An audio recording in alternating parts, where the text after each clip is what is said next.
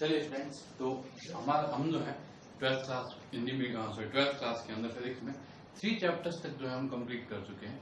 अब जो है हमारा नेक्स्ट जो चैप्टर है वो हम स्टार्ट कर रहे हैं, चैप्टर 4। और चैप्टर 4 का नाम है आपके लिए कैपेसिटर्स। कैपेसिटर्स यानी कि संधारित्र। अब क्वेश्चन है कि कैपेसिटर यानी कि संधारित्र क्या होता है। तो ये जो एक संधारित्र है ये क्या होती है, एक युक्ति होती है, यानी कि एक डिवाइस होता है। ठीक है, अब ये डिवाइस क्या करता है, तो देखिए जब भी आपके पास कोई कैपेसिटर होता है, यानी ये हमारे पास क्या है, कैपेसिटर। ये जो कैपेसिटर है, ये कैपेसिटर के पास क्या आता है, इसके पास आता है इलेक्ट्रिक करंट। ठीक है, यानी इसके पास क्या आती है, विद्युत धारा। अब कैपेसिटर का काम क्या होता है, कैपेसिटर का काम ये है कि ये इलेक्ट्रिक करंट यानी कि विद्युत धारा को स्टोर करता है, यानी कि संचित करता है। ठीक है, अब एक बात आप याद रखना, इलेक्ट्रिक करंट को कभी स्टोर नहीं किया जा सकता। इलेक्ट्रिक करंट यानी कि विद्युत धारा को संचित नहीं किया जाता, मतलब हाँ, तो क्या किया जाता है, इलेक्ट्रिक करंट को कोई ना कोई फॉर्म में कन्वर्ट करना पड़ता है, किसी न किसी रूप में परिवर्तित करना पड़ता है, फिर स्टोर किया जाता है। तो क्वेश्चन है कि कैपेसिटर जो है वो इलेक्ट्रिक करंट को स्टोर तो करता है, और किस फॉर्म में स्टोर करता है, तो वो फॉर्म होता है इलेक्ट्रोस्टैटिक पोटेंशियल एनर्जी, यानी कि स्थिर वैद्युत स्थितिज ऊर्जा। तो अगर आपको कोई पूछे कि कैपेसिटर का क्या काम होता है, तो कैपेसिटर का काम क्या होता है कि कैपेसिटर इलेक्ट्रिक करंट यानी कि विद्युत धारा को इलेक्ट्रोस्टैटिक पोटेंशियल एनर्जी यानी कि स्थिर वैद्युत स्थितिज ऊर्जा के रूप में स्टोर यानी कि संचित करने के काम आता है।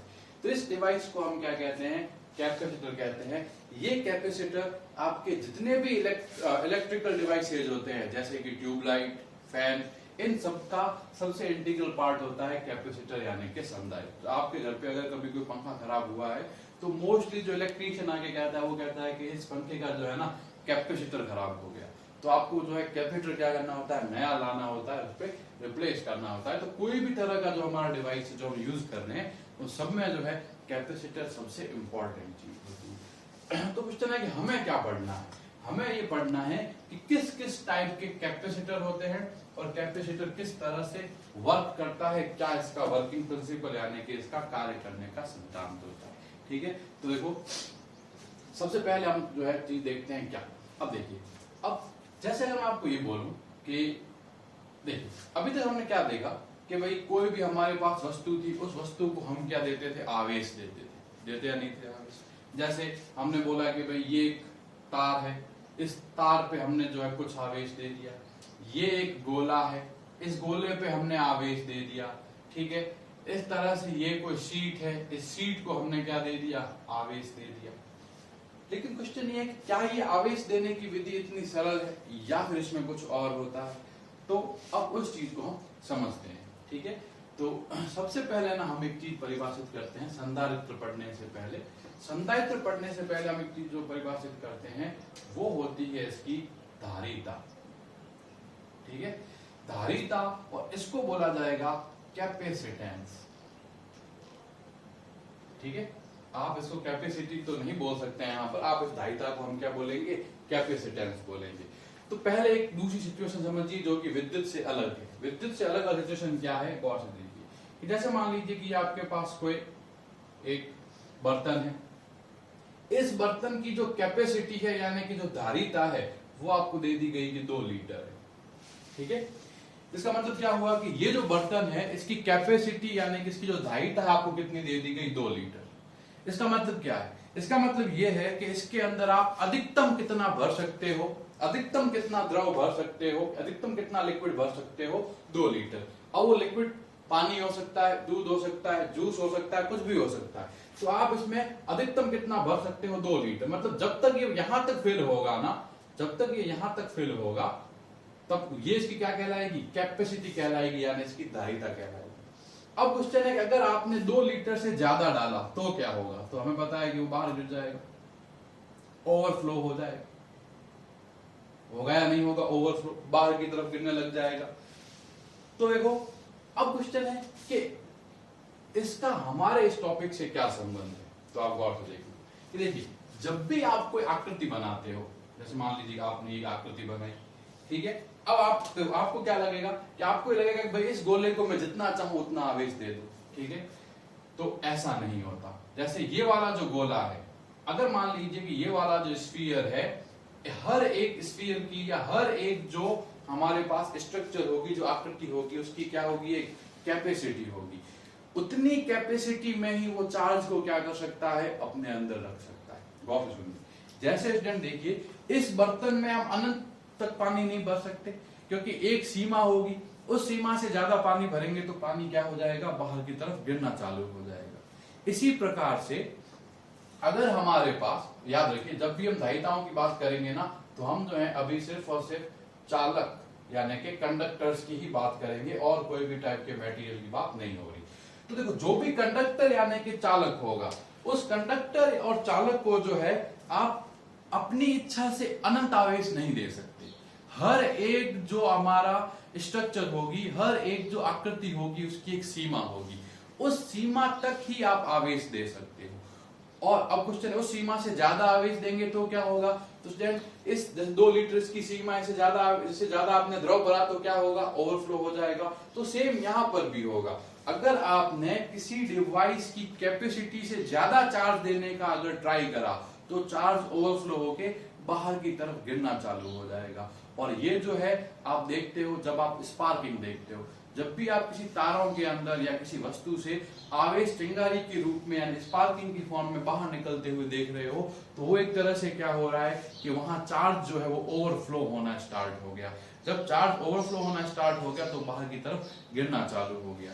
यानी हमें क्या पता चला कि जैसे किसी बर्तन की द्रव को अधिकतम भरने की क्षमता होती है, जो क्या कहलाती है, उसकी दायिता यानी कि कैपेसिटी कहलाती है, इसी प्रकार से कोई भी जो चालक आकृति होती है, कोई भी जो कंडक्टर स्ट्रक्चर होती है, वो भी एक अधिकतम सीमा तक ही क्या है, आवेश को अपने अंदर रख सकता है। यानी कोई भी जो कंडक्टर होगा वो एक मैक्सिमम लिमिट तक ही जो चार्ज होगा अपने अंदर स्टोर कर सकता है। अब उससे ज्यादा चार्ज अगर आपने उसको देने की कोशिश करी तो चार्ज क्या होने लग जाएगा, ओवरफ्लो होके बाहर गिरना स्टार्ट हो जाएगा। तो देखो जिस अधिकतम सीमा तक अपन चार्ज दे सकते हैं ना, वो क्या कहलाता है, उस स्ट्रक्चर का, उस संरचना का धारिता कहलाता है। यानी कि जिस मैक्सिमम लिमिट तक हम जो है चार्ज दे सकते हैं, वो उसका क्या कहलाता है, किसी भी कंडक्टर स्ट्रक्चर का, वो उसका कैपेसिटेंस कहलाता है। अब अगर ये कैपेसिटेंस है तो हम देखते हैं कि इस कैपेसिटेंस को किस चीज पे डिपेंड करेगा और कैसे हम जो है इस कैपेसिटेंस की वैल्यू को कैलकुलेट करेंगे। ठीक है, तो अब आगे देखिए कि किस तरह से होता है। अभी हम जो है लास्ट चैप्टर जो पढ़ के आए उसमें हम क्या पढ़ के आए, पोटेंशियल के बारे में पढ़ के आए। और पोटेंशियल में हमने क्या चीज नोटिस करी थी कि किसी भी स्ट्रक्चर को जो हम चार्ज दे रहे हैं ना, यानी किसी भी वस्तु को जो दिया गया आवेश जो होता है वो उसके पोटेंशियल यानी कि विभव के समानुपाती होता है। ठीक है, ये एक जनरल रूल है किसी भी कंडक्टर का। जैसे जैसे आप जो है चार्ज बढ़ाते जाओगे, वैसे वैसे जो स्ट्रक्चर का जो होगा, उस आकृति का विभव भी क्या होता जाएगा, बढ़ता जाएगा। यानी कि आवेश जो है विभव के समानुपाती होता है, यानी कि charge is proportional to potential. अब जब आप इस साइन को हटाते हो तो यहां पे इक्वल आएगा, यहां C आएगा, यहां क्या हो जाएगा, V आ जाएगा। ठीक है, इसका मतलब ये है कि भाई चार्ज और पोटेंशियल एक दूसरे के प्रोपोर्शनल तो हैं, लेकिन चार्ज या पोटेंशियल के अंदर एक दूसरे के रिलेटिव यानी कि एक दूसरे के सापेक्ष कितना परिवर्तन होता है, वो जो चीज क्या कहलाती है, C कहलाती है। तो हमें क्या पता चला कि जो C है वो क्या हुआ, एक तरह से Q/V हुआ। यानी कि किसी भी वस्तु पर आवेश और विभव का अनुपात, यानी कि ratio of charge and potential, इसे हम C बोलेंगे। और ये जो C है ना, ये हमारा क्या कहलाता है, ये C हमारा कहलाता है कैपेसिटेंस यानी कि धारिता। तो जब भी आपको किसी वस्तु यानी किसी ऑब्जेक्ट का कैपेसिटेंस यानी कि धारिता निकालना होता है तो आप क्या करते हैं, उसके लिए चार्ज और पोटेंशियल का रेशियो फाइंड आउट करते हैं। ये चीज क्या कहलाती है, कैपेसिटेंस यानी कि धारिता C कहलाती है। ठीक है, ये हमारा बहुत ही इंपॉर्टेंट रिलेशन है। इस रिलेशन का यूज करके हम जितनी भी आगे स्ट्रक्चर्स पढ़ेंगे, जितनी भी आगे संरचनाएं पढ़ेंगे, उनके लिए हम क्या ज्ञात करेंगे, एक तरह से धारिता यानी कि कैपेसिटेंस ज्ञात करेंगे। तो अब इसकी यूनिट देख लेते हैं। तो देखो स्टूडेंट्स, ऊपर की तरफ यहाँ क्या है, कुलाम, तो C आ गया कुलाम का।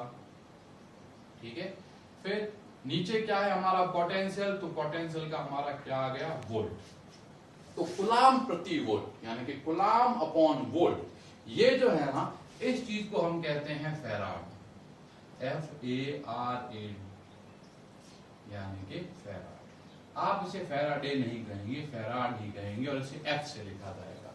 यानी कि जो धारिता होती है, जो कैपेसिटेंस होता है, इसकी यूनिट क्या होती है, फैराड होती है। ठीक है, अब फैराड जो है बहुत बड़ी यूनिट है, तो सीधी सी बात है फैराड की जगह माइक्रो फैराड, मिली फैराड, नैनो फैराड, उन सब का भी यूज कर सकते हैं। अब इसकी डायमेंशन, ये कोई बहुत डिफिकल्ट नहीं है। कुलाम की डायमेंशन आपको पता है, चार्ज की, वोल्ट की पता है, आप सॉल्व कर लेंगे तो कैपेसिटेंस की क्या आ जाएगी आपके पास, डायमेंशन आ जाएगी। समझ आ गई ना ये चीज। तो यहां तक जो है हमारा क्या था कि कैपेसिटेंस क्या होता है, कैपेसिटर क्या होता है, कैपेसिटर का कैपेसिटेंस यानी कि धारिता क्या होती है, ये हमने देख लिया। और कैसे निकाली जाएगी, Q और V का जो रेशियो होगा वो क्या होगा, कैपेसिटेंस यानी कि धारिता होगी। और हमने लास्ट में इसकी क्या देख ली, इकाई यानी कि यूनिट, और डायमेंशन आपको खुद से फाइंड करनी है। अब हम जो करते हैं, एक कोई भी बहुत सिंपल सी स्ट्रक्चर लेते हैं, बहुत छोटी सी संरचना लेते हैं और उस छोटी सी संरचना का क्या निकालने की ट्राई करते हैं, धारिता यानी कि कैपेसिटेंस निकालने की ट्राई करते हैं। तो देखो सबसे पहले जो है अपन जो है कैपेसिटेंस निकाल रहे हैं, किसका, अपन निकाल रहे हैं कंडक्टर स्फीयर का। हमारे पास एक कंडक्टर स्फीयर है यानी कि चालक गोला है। ठीक है, अब इस चालक गोले की अपने को क्या निकालनी है, कैपेसिटेंस यानी कि धारिता निकालनी है। ठीक है, अब अगर हम देखो उसकी कैपेसिटेंस या धारिता निकालनी है तो देखिए कैसे निकालेंगे। हाँ, तो अब हम जो है, हमें जो है इस कंडक्टर स्फीयर यानी कि चालक गोले का क्या निकालना है, धारिता निकालनी है। तो वो कैसे करेंगे, सबसे पहले हमारे पास एक ये कंडक्टर स्फीयर यानी कि चालक गोला है। इसकी जो त्रिज्या है ना, रेडियस जो है वो हमें कैपिटल R गिवन है, और इसके ऊपर जो चार्ज है वो कितना है, Q। और आपको पता है कंडक्टर है तो सारा चार्ज कहाँ होगा, इसकी सरफेस पर होगा। ठीक है, अब देखो, अब जब भी आप इसको चार्ज दोगे तो चार्ज इसके अंदर नहीं जाएगा, चार्ज कहाँ जाएगा, इसकी सरफेस पर जाएगा। तो अब क्या करिए, इसकी सरफेस यानी इसकी सतह का क्या लिखिए, विभव लिखिए।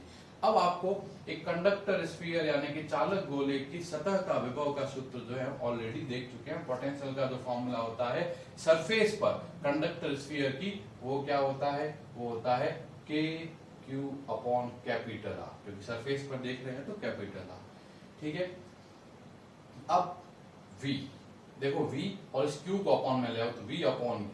अब देखो K का वैल्यू क्या होती है, 1/4 पाई एप्सिलॉन नॉट। K का वैल्यू ये हो गया और इनटू ये क्या हो गया, 1/R। ठीक है, अब देखो V अपॉन Q आया 1/4 pi epsilon not into 1/R। तो देखो V अपॉन Q को अपन ऐसे लिख सकते हैं 1/4 पाई एप्सिलॉन नॉट R। ठीक है, अब अगर मैं इसको उल्टा कर दूं, अगर मैं इसको व्युत्क्रम कर दूं, इसका रेसिप्रोकल ले लूं, तो Q अपॉन V किसके इक्वल हो जाएगा, ये हो जाएगा 4 पाई एप्सिलॉन नॉट R। देखिए ये V अपॉन Q की वैल्यू है, मैंने Q अपॉन V की वैल्यू निकाल दी। ये किसके इक्वल हुई, 1 अपॉन, ये किसके इक्वल हुई, 4 पाई एप्सिलॉन नॉट R। अब आप पूछोगे Q अपॉन V, तो देखो अभी अपन ने देखा कि Q अपॉन V क्या कहलाता है, C कहलाता है, यानी कि कैपेसिटेंस यानी कि धारिता कहलाता है। ये चीज हुई यहाँ तक। ठीक है, तो देखो Q अपॉन V जो है हमारा क्या हो गया, कैपेसिटेंस C हो गया। तो देखो अगर आपको पूछा जाए कि देखो इसके लिए Q अपॉन V की वैल्यू यानी कि C की वैल्यू किसके इक्वल आ गई, तो आपका आंसर क्या होगा, 4 पाई एप्सिलॉन नॉट R। ठीक है। तो देखो ये जो हो गया ना, ये क्या हो गया, इस कंडक्टर स्फीयर यानी इस चालक गोले का क्या हो गया, धारिता हो गई, यानी इसका क्या हो गया, ये कैपेसिटेंस हो गया। तो इस तरह से हमने क्या करा, बहुत ही इजी वे के अंदर एक कंडक्टर स्फीयर यानी कि चालक गोले का क्या निकाल दिया, कैपेसिटेंस निकाल दिया। अब हम देखो एक छोटा सा एग्जांपल लेते हैं और समझते हैं कि क्या समस्या है, दिक्कत क्या है। तो देखो सबसे पहले आपको बोला गया है कि अगर एक जो पूरा का पूरा अर्थ है, पूरी की पूरी जो पृथ्वी है, इस पृथ्वी को क्या मान, यहाँ पे कंडक्टर स्फीयर मान ली, यानी आपके पास एक इतना बड़ा चालक गोला है जो कि पृथ्वी के आकार का है। अब आपको पूछा गया है कि अगर हमारे पास पृथ्वी के आकार का यानी कि अर्थ के जितना बड़ा अगर हमारे पास कंडक्टर स्फीयर है तो इसका कैपेसिटेंस क्या होगा। तो देखो अगर कंडक्टर स्फीयर माना जाए अर्थ को, तो अर्थ का कैपेसिटेंस तो 4 पाई एप्सिलॉन नॉट आर ही रहेगा, ठीक है। अब पृथ्वी की जो त्रिज्या होती है आर, वो होती है इतना, ठीक है, 6400 किलोमीटर, 6400 किलोमीटर जो है ना, वो क्या है, पृथ्वी की त्रिज्या है, ठीक है। तो c का वैल्यू कैलकुलेट करेंगे तो 4 पाई एप्सिलॉन नॉट और फिर आर कितना है 6400, और फिर यहाँ कितना आ जाएगा 10 की घात 3 किलोमीटर को मीटर में कन्वर्ट करा। इसको सॉल्व करने पे आपको आ जाता है 711 माइक्रोफैरेड, ठीक है स्टूडेंट। इसका मतलब क्या है कि अगर हमारे पास पृथ्वी के जितना बड़ा गोला है, अगर हमारे पास पृथ्वी के जितना बड़ा भी गोला है, तो भी उसका जो कैपेसिटेंस है वो क्या होता है 711 माइक्रोफैराड होता है। यानी अगर हम सॉल्व करें तो 0.0000711 फैराड, ये जो कैपेसिटेंस है ना, ये किसका होता है, पृथ्वी जितने बड़े गोले का होता है। तो ये तो देखो एक से जो है बहुत ही ज्यादा छोटा हो गया, कम से कम हजारों गुना क्या हो गया, ये छोटा हो गया। लेकिन अगर आप गौर करोगे तो आपको पता चलेगा कि इतने इतने से जो कैपेसिटर होते हैं उनकी कैपेसिटी भी जो है इससे कहीं गुना क्या होती है, ज्यादा होती है। तो क्वेश्चन है कि उन कैपेसिटर को कैसे बनाया जाता है। ये सब जो टॉपिक होगा डिस्कशन हमारा नेक्स्ट लेक्चर का होगा कि किस तरह से हम एक जो नॉर्मल स्ट्रक्चर जो होती है, एक जो सामान्य संरचना होती है, उसके कैपेसिटेंस यानी कि धारिता को बढ़ाते हैं।